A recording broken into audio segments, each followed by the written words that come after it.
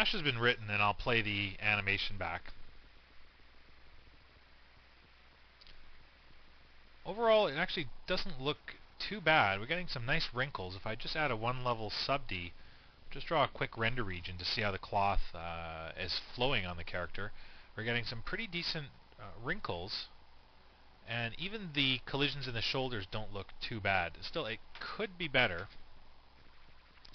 Remember that a lot of times when you're working with cloth, you'll never find the result with the cloth simulator alone. A lot of times you need to do little paint tweaks after the fact. Again, there's still a tiny bit of crash through here.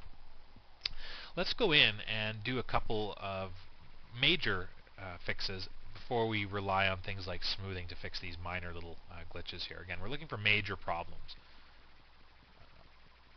Right here, you notice that the left hand of the character is actually penetrating the cloth, penetrating the character's thigh and pushing the cloth inside. So that's a problem, and it actually happens on the other hand as well too.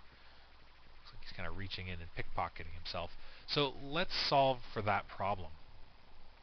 If we look at the cloth object, we have all of the different properties that make up the cloth. I'm actually going to open up my Explorer here and find my clothing object.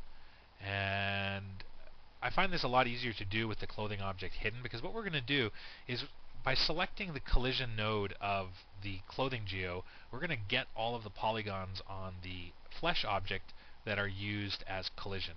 And it'll actually select all the polygons on this character because the whole body is being used as a collision object. And what we're going to do is remove the influence of the hands, maybe up to the elbows, the feet, the head, and we're going to remove a few polygons in the underarm pit so we don't get any crash through or any detection if the arms do crash through.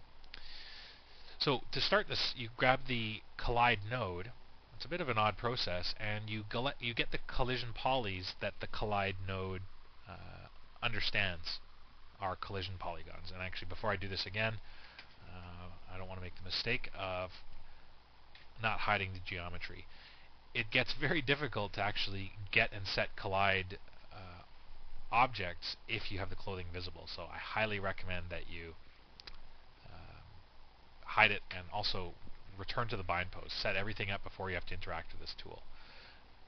So I'm going to select the collide node and get the collision polygons. Now the whole trick with this node updating the polygons that are used as collision objects, so you can see on Mulcourt select everything, is that you can't touch anything. At this point now, you have to go in and deselect polygons. So I'm actually just going to go and deselect. So I couldn't switch to a ray casting tool, for example. You're pretty much just stuck right here with the tool that this option gives you. And I'm lucky enough to have my extended component selection on, so I can just middle click and deselect polygons I don't want involved in this process. So I'm going to start with this here, and I mean, I guess I could even come into the side and maybe delete some of those polygons, or remove some of those polygons, I should say.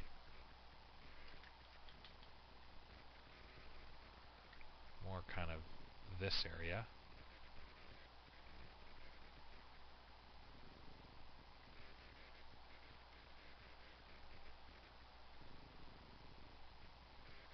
There we go. Get this one as well. Perfect. Got that one in one shot. And I'll just add these guys back in right here. Okay, so I've now defined the area that I want to act as my collision polys and remove the areas that I don't. Now I need to set this polygon selection back on to my clothing geo Siflex collide property. So we control select the collide node and then set the collide polys.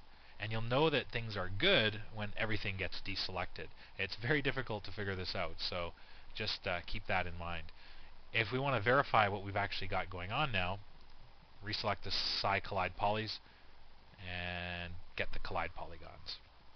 So you can see now we've actually got and set a new batch of polygons. And this is going to result in a much faster collision detection, especially with all the ins and outs of the fingers here. So we do need to set a new cache because of course we're still reliant on the old cache before we remove the collide polys.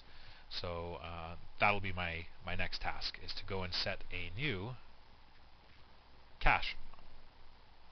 So we'll see how this one works. It has to be better than the one before simply because of the hands.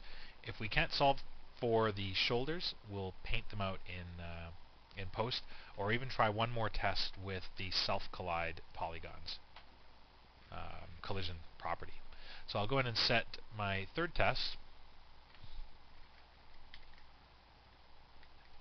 There we go. And I'm off to the races. So I'll do another, make sure that was there. I'll do another cache and come back in once it's all done, and we'll compare our results.